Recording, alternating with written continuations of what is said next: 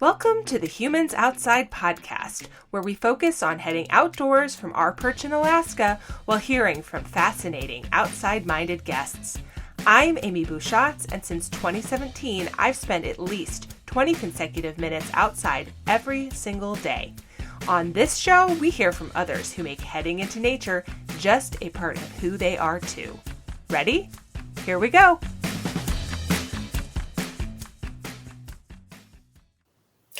It's a question I get from listeners a lot. What should I wear to go outside? Insert specific weather here. And I love this question.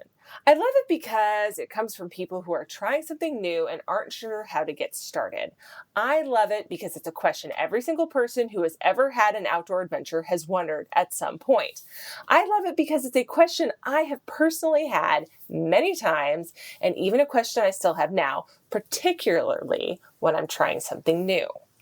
My top goal this podcast season was to drum up an expert to talk to us about this subject. But I didn't want a person representing a clothing company, although you know I'm fond of certain brands. And I didn't want one of my superhuman winter running friends, although we know that they know what to wear in 100 miles in Alaska in the winter. I wanted to bring someone normal, a regular human who is an expert in getting outside and helping others get outside. A normal human who is also an amazing helper. And that is why I'm so excited to bring you the amazing Mollie Foster today. Like many people here in Alaska, Mollie isn't from here. But for the last several years, her guide company, Traverse Alaska, has helped all sorts of people get outside in all kinds of weather. She's learned how to dress herself to go outside, and she's learned how to help others do the same. She's also the author of the guidebook, Hiking Alaska, which, as a writer myself, I think is pretty cool. And if you think her voice sounds familiar, it's because Mollie is also the sister of one of my favorite people and so-called running wives, Claire Shea. Mollie, welcome, and thanks so much for joining me on the Humans Outside podcast today. Hi, Amy. Thanks for having me. Happy to be here. Okay, so we start all of our podcast episodes imagining ourselves in our guest's favorite outdoor space. Where are we with you today? Oh man, this is such a hard question. And I've had this question in reference to my guidebook that has 100 different hiking trails around the state. It's like, which is your favorite? And it's impossible for me to answer. But I would say that one of my favorite places and a place that I call home is Denali. So it's one of the first places in 2009 when I moved to Alaska where I spent a summer, and now my husband and I have a cabin there, and I spend quite a bit of time. So I would say, year round, being up there, just watching the seasons change and really growing to love winter. Like, I really like this topic a lot, and especially now, because the flip side is I grew up in Michigan and hated winter. Didn't like winter at all. And so now I really have grown to love it and appreciate it, thanks to the Alaska culture and whatnot. So it's a super special, long season. Awesome. So you're from Michigan, okay, but how did you end up here in Alaska, and what led you to become an Alaska-based guide? Yeah, so in 2009, I had visited Alaska once before. My sister, you mentioned, Claire, lived in southeastern Sitka, and so I spent a week there when I was in college. Really thought Alaska's cool. I would like to go work up there for a summer, someday. And so I was living in Colorado at the time in 2009, and was able to talk my sister into helping me get a photography job up in Denali. And so I moved up there for just one summer, as a common story for especially seasonal places like Denali, and pretty much stayed since, and met my now husband that summer and just didn't look back. It's the landscape. It's definitely a big part of what drew me up here. Having family is really awesome, but the community and the people that I've met here, it was just like, these are my people, So what's the difference between getting outside here and getting outside in Michigan that made you like this version of doing winter and dressing for cold weather better? Yeah, great question. So I think it's just the celebration of winter that I've experienced up here in Alaska. And of course, there's just a variety of activities outside that people do here. Whereas in Michigan, and again, I was only in Michigan growing up until I finished high school. And so, you're at a different point in your life. But Michigan winters to me were just gray and cold and not full of a lot of winter activities that I liked at the time. But now I've really grown to love skiing, skate skiing, cross country skiing, downhill skiing. I'm still working at improving my skiing skills, but I really love it. And as well as things like dog mushing. I have a lot of friends who are big dog mushers who that's their full-time gig, running 1,000-mile races across Alaska. So I've learned a lot from those folks, and ice skating, ice bowling, you name it. I mean, there's just so many activities. What I tell to visitors, like for our guiding company, when they're like, what's winter like here if they're visiting in the summer? I say, summer's great. We generally stick to these trails or, these areas where we can go up in the alpine and whatnot. And in the winter, when the temperatures freeze all of these ponds and rivers, I spend a lot of time in the interior. So like literally everything freezes over. And so our whole playground just opens up. Like I go to all sorts of different distant areas, like in Denali in the winter, that in the summer would just be a slog through swamps and things like that to get to. So I think that part in particular is really kind of flipped the switch for me. Whereas in Michigan, say in the city, when it snowed or when, winter came, it was like it slowed life down. You have to plow the streets and this and that, and it took longer to get places. It was kind of a pain. But here it's like we need those freezing temperatures and that snow and whatnot for all the activities that we Alaskans love to do. Yeah, but I want to go back to something you just said a couple seconds ago, because even though we're going to get really practical here in just a minute, I love what you just said about attitude, because that's what you're describing, right? You're describing the difference between here and Michigan as largely being your perspective on how you're going to handle the wintertime, and that you here are looking at it in terms of opportunity. And in Michigan, you were looking at it in terms of inconvenience. And in a lot of that's maturity, right? You're older now, we're adults, things you see differently when you're an adult versus when you're a high schooler. But at the same time, I think a lot of people who are just learning to be outdoorsy are learning that this is a matter of perspective, and that how you handle getting outside is about wanting to and then choosing to overcome that, and then choosing to find something that you love to do outside, no matter the weather. What do you think? Oh yeah, no, you nailed it for sure. I couldn't agree more. I mean, like I was saying, it's the perspective and the mindset for so many Alaskans. And I learn a lot from people who homesteaded, like in the Denali area. People that homesteaded, they just get out and do it. Yeah, it might be 40 below, 30 below, whatever the temperatures are, but you never know until you just start trying and you figure out, as we're going to talk about, like what gear to wear, what you need to be able to survive outside at those extreme cold temperatures. And in the South Central area, it's typically not that cold, like say 40 below. But I have learned as well that, and maybe we'll talk more about this, but the wet and the dry cold, that really is a true thing. It is not equivalent. An Anchorage below zero and Denali below zero, for example. Yeah. Okay. So I'm so excited to get cracking. Quick caveat, because a lot of people don't, as you know, are listening to this outside of Alaska. So I want to make sure everybody understands that we are not standing here saying that, if you're not hanging at -40, you're not cool enough for this show, because that's not true. So I just want listeners to know that we're going to talk about how to dress in the weather. Cold is relative to you and how you experience it. So if you're in Texas and you're listening to this thinking, I have no room to stand on here, it might be 40 degrees one day. Chilly, listen, this is for you as well. And we're going to talk about dress layering and all that good stuff. So let's get going. I'm excited. Okay, Mollie.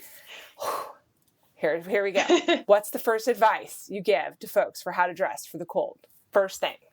Yeah, I get this question a lot. We have visitors that come up in the winter for our guiding business, Traverse Alaska, and really the points that I hit are that the underlayers are very important when you're talking winter temperatures. And yeah, you nailed it. Like that could be 37 degrees above to the opposite, below zero. Really, just those underlayers. So no cotton. Definitely don't want to wear cotton because then when it gets wet, it'll stay wet and you just get really cold. So layers like merino wool, long johns, and next to skin layers are super important.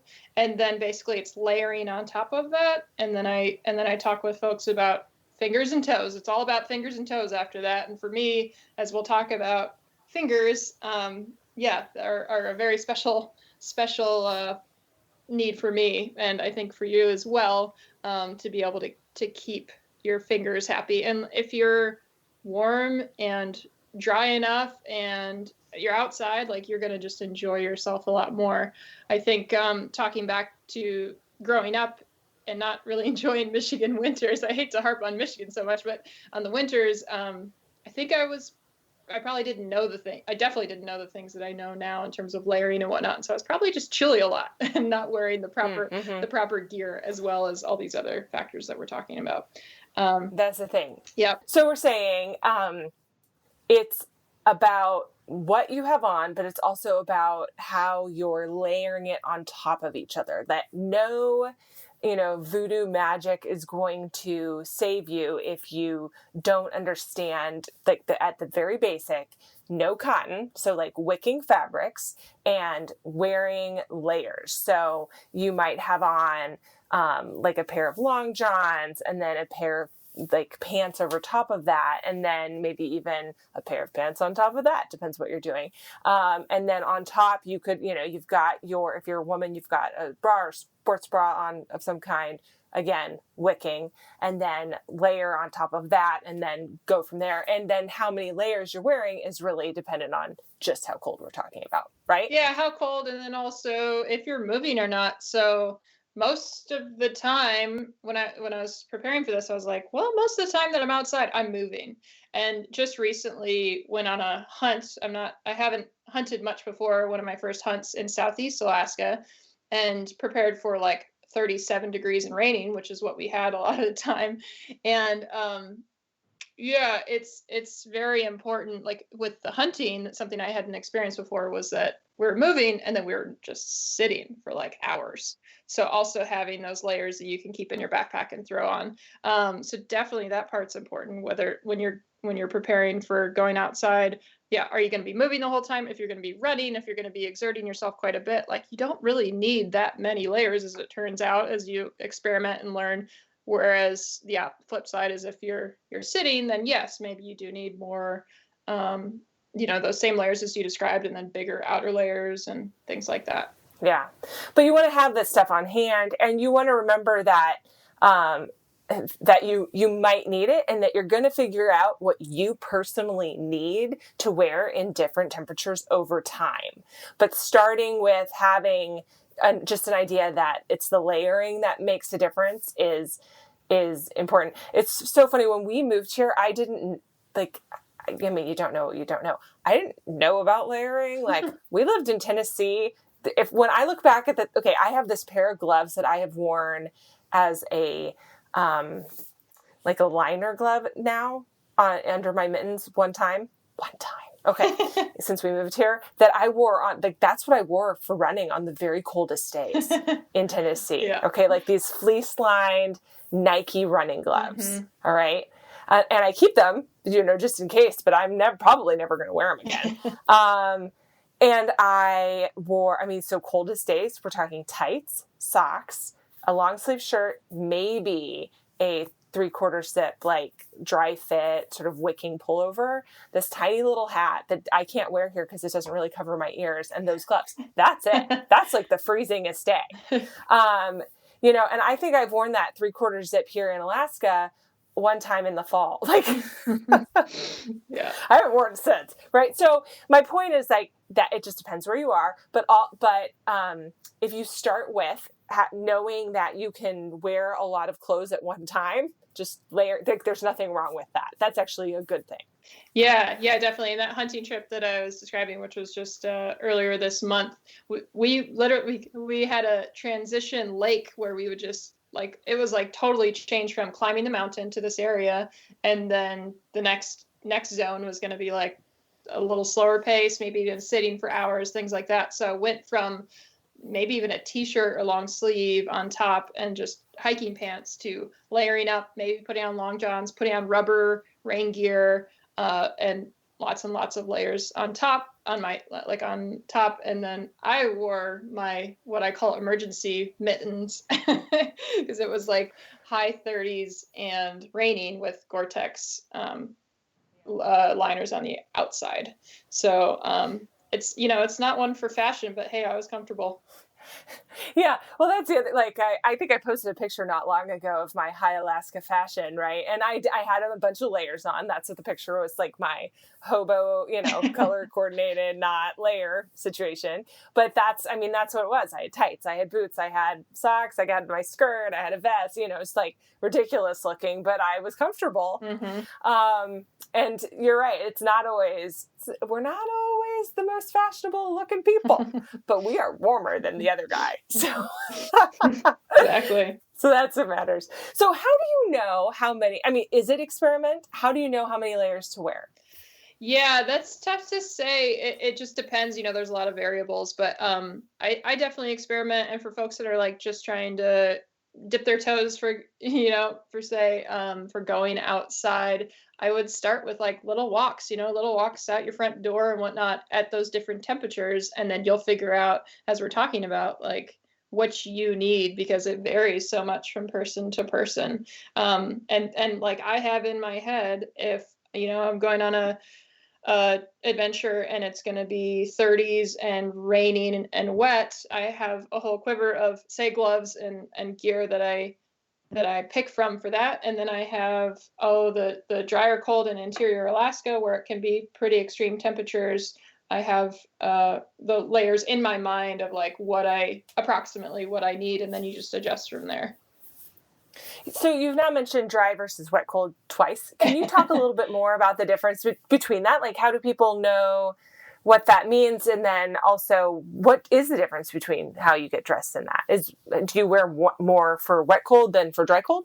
Yeah, good question. So, and the reason why I think about this so much is because I split my time between Anchorage, which is, for folks out of Alaska, that's right along the water. So it's a more wet climate, especially when you're talking for winter. Like the temperatures range from like 15 below zero would be pretty darn cold for here, and then it up to closer to freezing. And then Denali, which is a interior Alaska in the mountains, a little bit higher elevation, very dry climate, where temperatures are usually lower on the scale.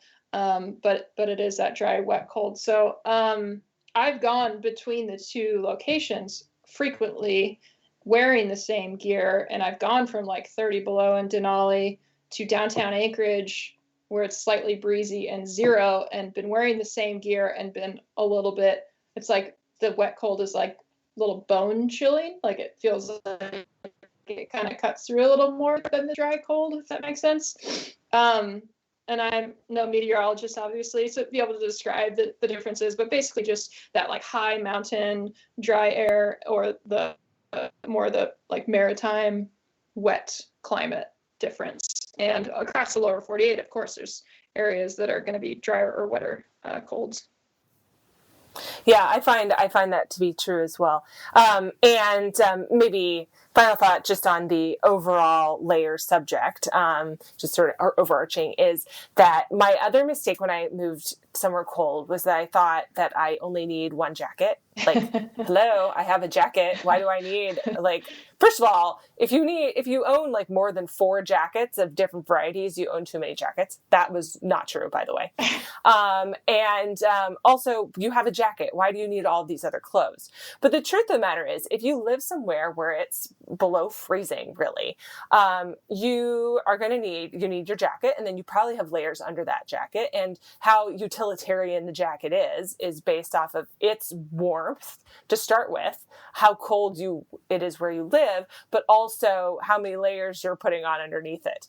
And so all jackets are not made equal. And you probably, if depending again where you live, might need more than one variety. And I'm ashamed to say that it took me way too many years to buy the really warm jacket that I should have bought the first year. And instead, I tried to be the person who didn't have too much stuff. And I was cold. The end. So and miserable. and miserable. And now I am warm and wearing a jacket that looks like a sleeping bag. And it was not cheap, but I will probably wear it until I die. I mean, you're going to have to peel me out of it because it's expensive and I like it. So.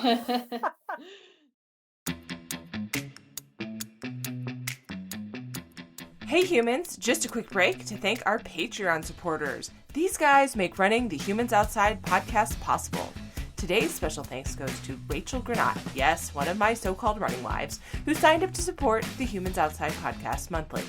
Patreon allows fans like you to support the podcast through a monthly pledge. By pledging a little cash each month to support the Humans Outside podcast, you can have access to my bonus features, guides, discount codes, and an exclusive episode on, well, you know what? Just go check it out.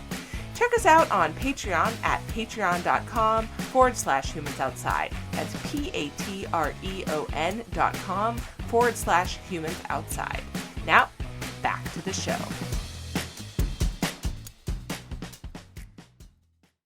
Let's talk about other layers because I think there are a couple things that people don't think about. Vests, all right? We make fun of the people in the Great Northwest for their fleece vests, but I think they might have something going there. What do you think about vests? Well, I own many vests, so I am a big fan. And thinking about vests, I have like my super big down vest that's for when it's really cold, and then I've got like my medium winter where I'm like maybe hanging out inside, maybe outside, and then I have my lighter vest that's more for, I wear that pretty much all the time under all the different layers. One side note before I forget, in terms of layers that I love and have been preaching to my friends about is just a nice thin wind layer. So wind layer that cuts the wind, but then also is breathable. So for years and years and years, I just had Gore-Tex hard shell jacket for rain, right? So for those rainy days, keeps the water off you. That's great. But then what about when it's just a little bit breezy or really windy, and you're moving, you're running or hiking or skiing or whatever? And so I just recently, just like a year or so ago, after watching my husband wear his all the time, I was like, I should get one of those. And I got like Outdoor Research has one, Patagonia has one. They all have different styles, but like the Patagonia Houdini, for example, is one that that I really like, and it cuts the wind and also is breathable so you don't sweat. And that's been one of my go-to layers as of the last couple of years for like year round. So yeah. And of course you could then put that, if you needed to, you could put a warmer layer on top of that, right? Yeah.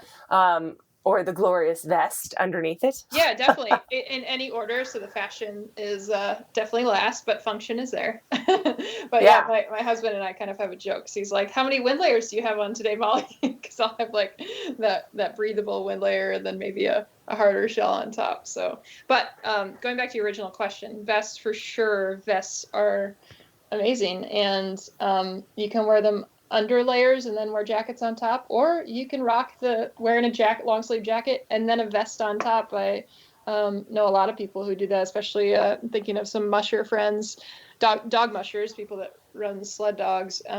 Where they are, in my mind, people who have been here and spent time in those cold temperatures and do it day and night, year round, 24/7. They learn a lot. So I usually watch what they're doing, ask them lots of questions, and use that for my own gear.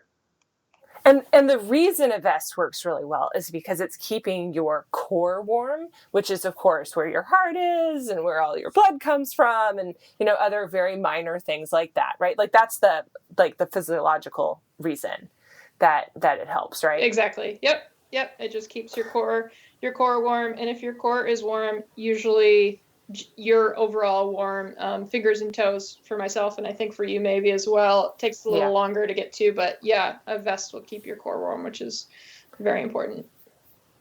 I even keep a fleece vest in the wintertime next to my desk in my office because my desk is in front of a window and sometimes it can get a little chilly there. And I find that if I throw on this vest, I don't have to put on a sweatshirt or, go find a jacket or whatever. I can throw this vest on and I am, it's like the perfect combo, right? Because now I'm not sweating because my arms aren't too warm, but it just warms me right up. I'm a big fan, and I used to be the person who made fun of the fleece vest wearers at the Pacific Northwest. So count me in for doing a lot of confessions on this podcast episode.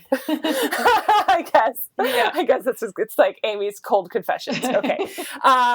Okay. Another layer that I think that people don't necessarily understand as an option is the skirt.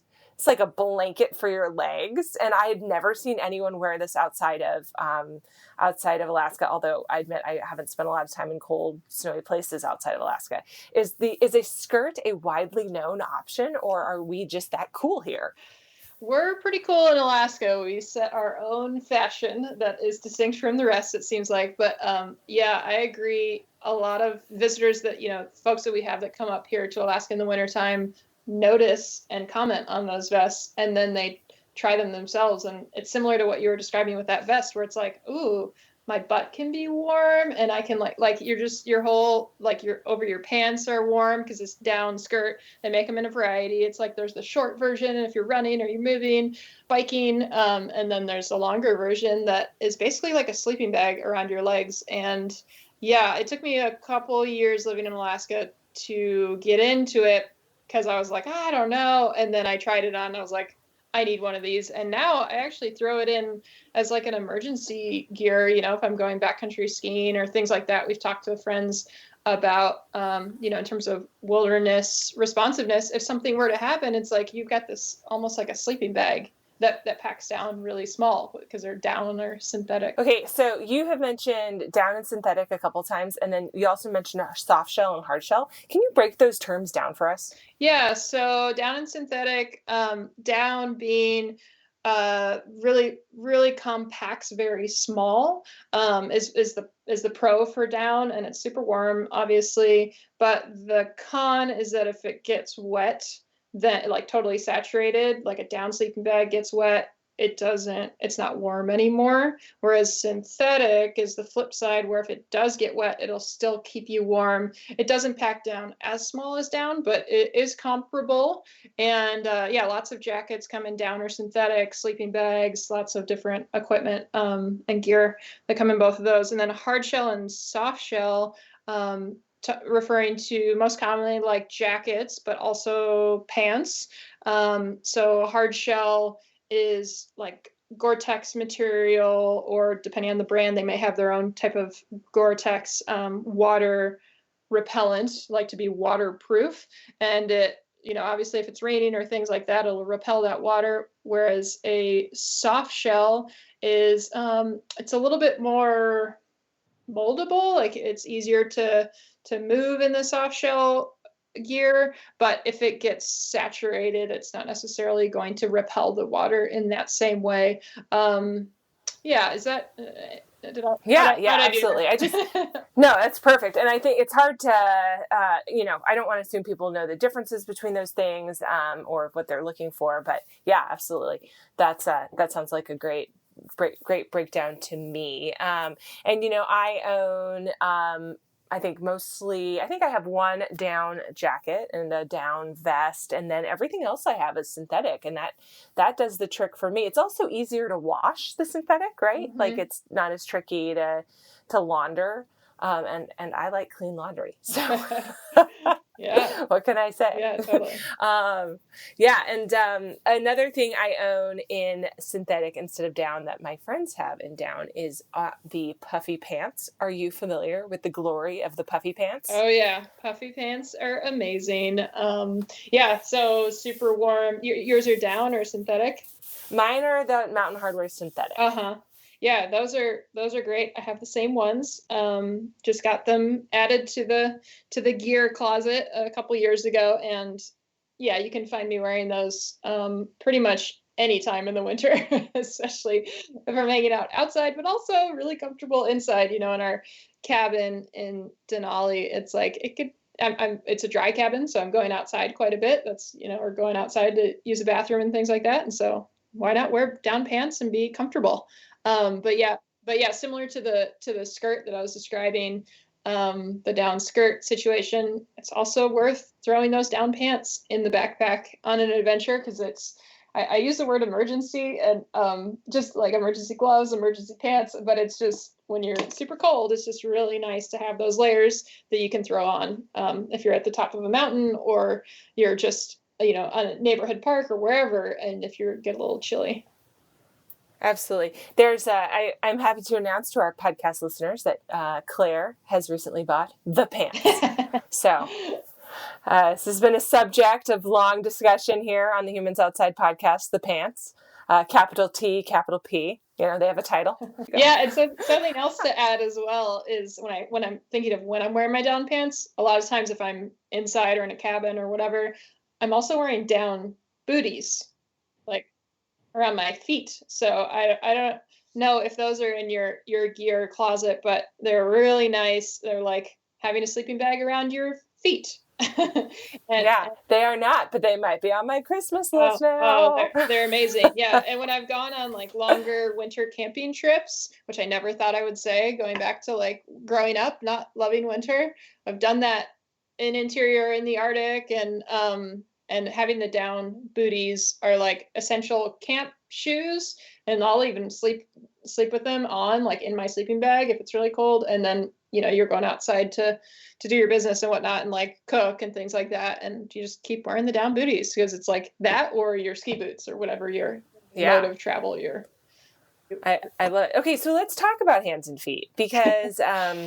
because this is like my biggest problem, and I know you have a problem with this too. So I think you do too, have a condition known as Raynaud's, which is, and I think a lot of people have it and don't know they have it, but without reason, so it would seem at times, my hands and feet get very, very cold, or just one finger gets cold weirdly, and it's basically turns yellow, and you look at your hands like, what the crap is happening now? And it happens. It seems to happen to me at very specific temperatures or humidities. Everyone experiences this a little bit differently. I've noticed it especially happens if my arms are cold or my wrists are cold. And I have to be just very careful and vigilant to be always keeping my mittens and such handy when it's cold outside, because my circulation is bad. I think most people probably just recognize this as my circulation's not great. What do you think? Yeah, hearing you talk about that, I'm shaking my head. Like I feel you. I get you. I have not been diagnosed with Raynaud's, but chilblains. Have you heard of this, Amy? Mm-hmm. And so chilblains, it's similar, but it's like not as advanced as Raynaud's, if that makes sense. So it's basically an abnormal blood vessel response to the cold. So yes, just poor circulation, in other words. And yeah, for me, my hands for sure, number one, and then toes. Like my feet aren't usually as bad, or I've just kind of started to ignore them because maybe my hands are like screaming at me. But yeah, I basically, when I go out on adventures, I just end up having a whole number of gloves, from liners, like merino wool liners, to down mittens, and then like a hard shell liner on top of that. That's like my emergency glove situation that I can wear to like below 0 temperatures. And then like when I'm in a wet climate, where if it's going to be rainy and closer to freezing, I've been wearing neoprene, like thick neoprene gloves, and that's been really helpful. So like when you're just going to get saturated by the rain or whatnot, then it'll still keep your hands warm. Now it's so a couple of things, and the key for me thinking about this, those chemical heat packs. Do you ever use those? Yeah. Mm-hmm. I was just about to say. Yeah, those I stick into gloves like majority of the time when I'm wearing gloves, and me too. When I go to the store, I like it's almost like I have a reflex where I have to buy them because it's like it's just a safety net for me to have those around and in every backpack and in every jacket or whatever, just to have them. Yeah. So they're little chemical heat packs that when you open them up out of the packet, they'll start to warm up, and you throw them in your mittens, and they help they like get really warm pretty quickly. And you can actually so the ones that I buy, like they're up to 8 hours, they say, on it, and you can actually use it more than once. So like a lot of people, you open them, use it once, throw it away, or burn it. But you can put it in a Ziploc or some way to cut off the air, and then you can reuse them. They don't work quite. I did not know that. They don't work quite as well, but like it's a good, the battery is not at 100%, but the battery is at like, 50 or 60%. So that's kind of cool to know. And those things are awesome. I also purchased the battery powered gloves, like Outdoor Research came out with them, I think, first. Have you heard about those? What do you think about those? And I heard, but I do not own. So tell me. Yeah, I have them, and I actually haven't worn them as much as I expected, mostly because it's like, oh, I forgot to charge them, like just another thing to charge, And it's a rechargeable battery. You just plug in the battery, which is great and convenient. And then also when I want to use them, a lot of times it's below 0, and I've found that they don't really work that well at like, I think about 20 below. Like, the battery just kind of dies because the battery's on the glove. But I'm thinking about reaching out to OR specifically and saying, hey, you guys want to use me as a guinea pig, and how about we make them so the battery, I can keep them in my pockets, because I know from shooting photos, it's like I always keep batteries in my pocket closer to my core to stay warm, so they don't die in those colder temperatures. Yeah, absolutely. Yeah, so I want to go back to 2 things you said. One, you mentioned liner gloves, and I mentioned earlier, most people, like in most of the U.S., are going to hear that phrase and not know what that means. Like envision the gloves you buy at the drugstore, or just maybe even what you typically think of as gloves wherever you live, especially if you live in the South, like those little cotton gloves that you might buy at Target, or anything that's sold as like a running glove, like a lightweight running glove would be you could consider that a liner glove. And I wear them. I wear actually the Brooks lightweight running gloves under my mittens, because while my hands get very cold, my hands also get very sweaty for reasons I cannot explain, like what is happening here. but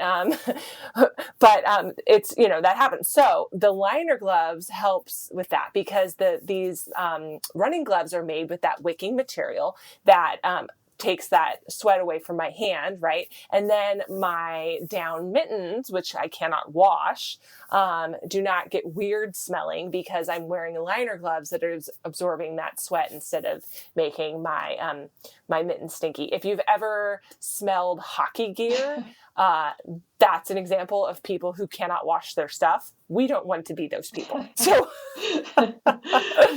we do not need that smell in our mittens. And then the second thing you mentioned, of course, was the hand warmers. They're sold under the brand Little Hotties, or you might just see like called a hand warmer. And those are those chemical packs you mentioned. And the thing I like to remind people about these is that there is no shame in using them. I spent our first couple of years being like, it's not cold enough for me to use hand warmers. I don't need that. That's for when it's really cold. Well, first of all, what does really cold mean? And second of all, I'm an idiot. I should have been using them the whole time. I now keep them in my car year round. I, without shame, will bust them out. Sounds like you. Like, oh, it's a little chilly. Time for some hand warmers. Like, it's just not worth it for me to get my hands cold. Because I have such a hard time warming them up again, that I would much rather start with them warm and quote unquote waste a thing of hand warmers, if that's what it comes down to. It's worth it to me to have that. Okay. So feet.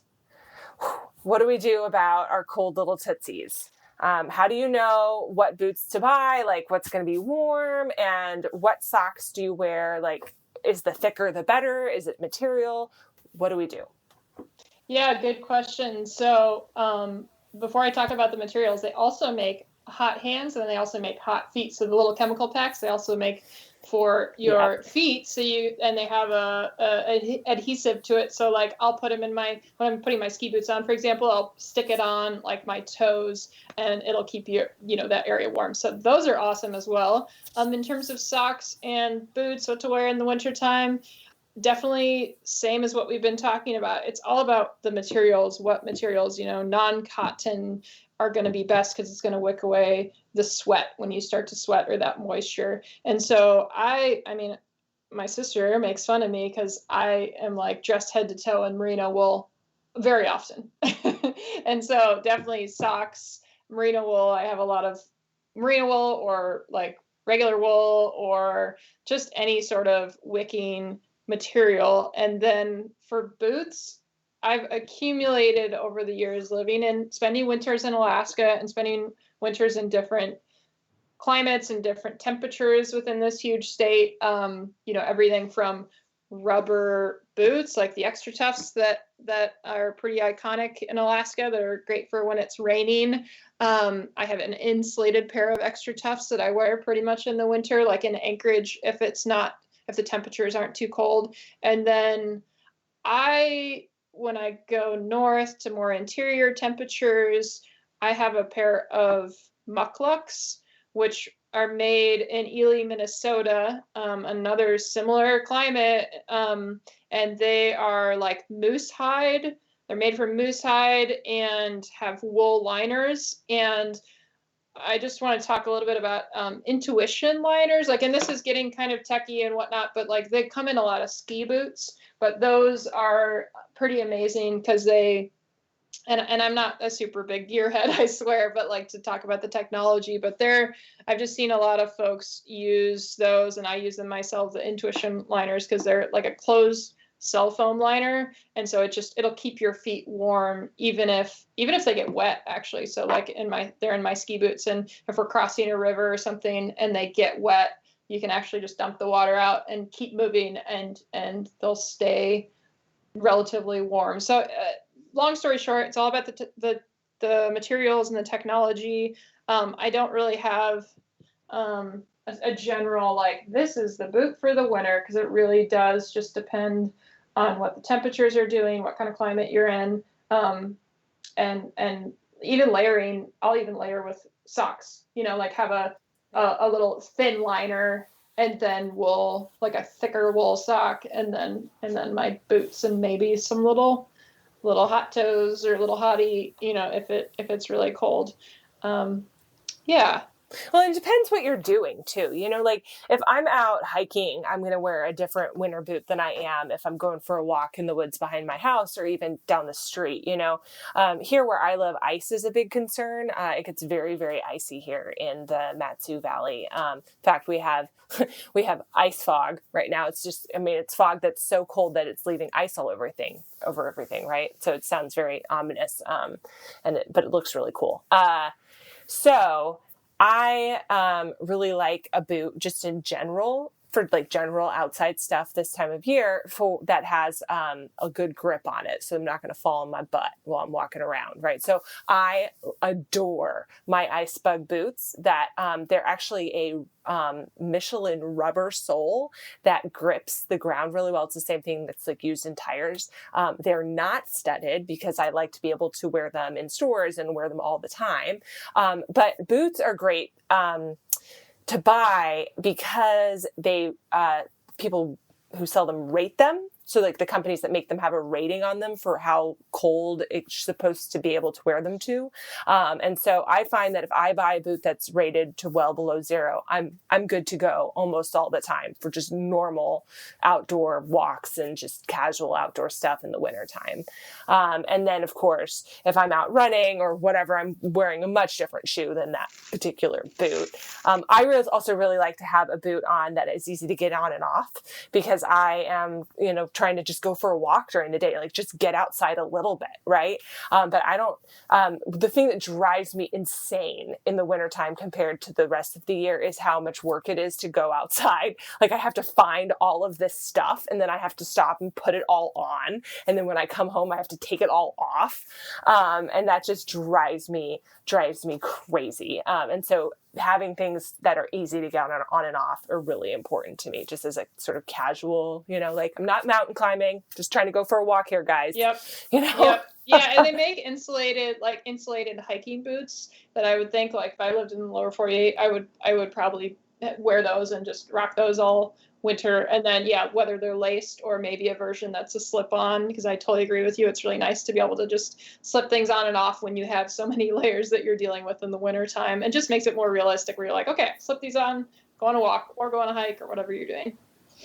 Yeah, absolutely. Okay, so we're running out of time. I want to talk about kids here just in a second, but I think we've passed by the opportunity to talk about the buff, the workhorse of outdoor gear, the face buff. So people wear it as I always call it baklava, which is not the right word, by the way. Balaclava. You could wear it as that. You can wear it on your neck. You can wear it around your head. You wear it on your ears, whatever, right? Do you love a good buff, or are you just like, who needs them? Definitely. I wear, I have like a whole bunch of buffs and wear them, around my neck. It's funny when I don't have a buff on, I'll wear it just under my chin and on my neck, and my neck will be cold, which I didn't ever think I would be admitting. But and then you if I'm skiing or I'm hiking or walking or whatever, and I'm wearing a beanie, a hat, and then I get warm, I'll take that beanie off. Maybe I have a hood that I'll wear, but maybe I'll throw that buff from my neck. I'll move it up to over my ears and, kind of keep your head warm, but it's like open in the back. So you're wearing it like a headband so that you can still, because it's a lot of your temperature regulating is about, it's beyond fingers and toes, which we are, very passionate about. Obviously, I feel like we should have a whole episode on just our hands, but it's about your head, of course, and keeping it covered to keep you warm. And I've really learned over the years, spending a lot, weeks outside, if I'm on a camping trip or something, the power of, a good warm beanie, to a hood, a couple different hoods, a wind layer hood, to the buff that's up on my head. There's a lot of different uses for those different, right. Yeah, different. I actually don't buy jackets without, or even vests now without hoods on them. I learned the hard way that if I did that, I wanted a hood and I didn't have one. Because I'd rather have it back there and not have it on than have a jacket without a hood and be like, where is it? Yeah, totally. It can get a little crazy. Why do they sell that? Yeah, it can get crazy with hoods. I've had I got 6 hoods in there. Yeah. Which one am I grabbing? Where is Mollie? Yeah. She's under 6 hoods and her ski helmet. Yeah. That's a thing. And on that subject, they do make the hoods to go over ski helmets often, although I find that that's at some point no longer true. If you have the ski helmet and 3 hoods on already, the 4th may not go on top of it. That's sad, but it's true. Okay, kids, kids are they're just mini adults, but so everything we've talked about can apply to a child as well. Is there any special consideration? So kids, very similar, just a smaller version, and they may not be able to express their emotions depending on how old they are in terms of hey, I'm cold. They might just be crying, right? And I think that same ideas, those good layers and layering, and also I've seen those onesies that are waterproof that people put their kids in. Those seem to be pretty amazing. Just throw them in a bunch of layers and then throw that on top, and they'll probably be good for a while. But kids are also pretty resilient. I'm thinking of friends in Denali, one couple in particular who their first child, he slept outside year round in his stroller for the first, I think it was the first year. It would be below 0. They put him out there, put a bunch of blankets on him. They checked on him. They weren't this is not harassment. He was totally comfortable and fine. And so I think that goes to show you that, well, first, kids are really resilient, and you're setting the tone as a parent, of course. But also, so much of this is can be about mindset, and just getting used to getting outside at whatever those temperatures are in the winter. Those numbers they do mean something, but they are kind of relative, and you can do it with the right gear. And if you get cold, if you don't have the right gear, like moving will warm you up, or at least a little bit. It'll help. So, but I also don't have kids. I just want to say that I don't have any kids, so I just have nieces and nephews. But you know kids and you know being cold. I'm always baffled by how my children claim to not be cold. One, I'm like, how is that possible? How are you out there doing this and you're not cold right now? Surely you're lying. But at some point, you just have to take their word for it. And surely you'd complain if you were actually cold. And then the other thing is my son. My hands are always cold, as we've discussed in great detail. But they are like, no, Mom, my hands are fine. Leave me alone. Clearly we could talk about this for the rest of our lives. So let's not do that because we both have other things to do, like go outside. Real fast, talk to us because we just like to end all these episodes sort of the same way. What is your favorite gear? Like, what's your favorite thing? My favorite gear, man, that's a tough one. So I mean. The gloves, I don't know if they're my favorite, but they're necessary, right? I think right now, and I think it changes based on which activities I'm doing, what season and whatnot, but the record for the past little while has been that windbreaker, like that nice thin windbreaker that is also breathable. I've been wearing that almost every day. And it's washable, so that's great. Yeah. And I think we've just established your gloves are your most essential item. Yeah, for sure. The quote unquote emergency mittens. They're needed gear.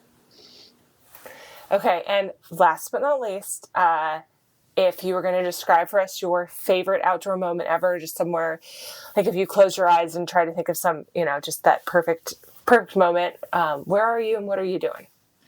Oh man, that's a toughie as well. I've had so many great moments and really, really wild places that I feel like is a privilege to be able to experience. So maybe not just one moment, but like a trip that, for example, a ski trip up in the Arctic, my husband and I did 2 years ago.